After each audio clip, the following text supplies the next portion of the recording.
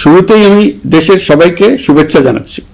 দীর্ঘ 17 বছর পর একটি উৎসব মুখর, অংশগ্রহণমূলক ও শান্তিপূর্ণ জাতীয় নির্বাচন সফলভাবে সম্পন্ন করার জন্য এই নির্বাচনের মাধ্যমে জনগণ, ভোটার, রাজনৈতিক দল, প্রার্থী, নির্বাচন সংশ্লিষ্ট প্রতিষ্ঠান ও আইনশৃঙ্খলা বাহিনী সম্মিলিতভাবে একটি প্রশংসনীয় নজির সৃষ্টি করেছে। ভবিষ্যতে বাংলাদেশের নির্বাচন কেমন হওয়া উচিত, এই নির্বাচন তার একটি উৎকৃষ্ট উদাহরণ হয়ে থাকবে।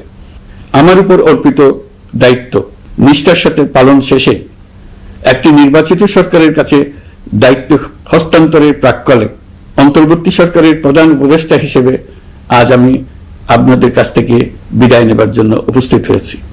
আর সর্বোপরি আমরা একটি উৎসবমুখর, অবাধ, নিরপেক্ষ, শান্তিপূর্ণ, পরিচ্ছন্ন ও বিশ্বাসযোগ্য জাতীয় নির্বাচনের আয়োজন করেছি, যার মাধ্যমে জনগণ আবার তাদের ভোটাধিকার ফিরে পেয়েছে।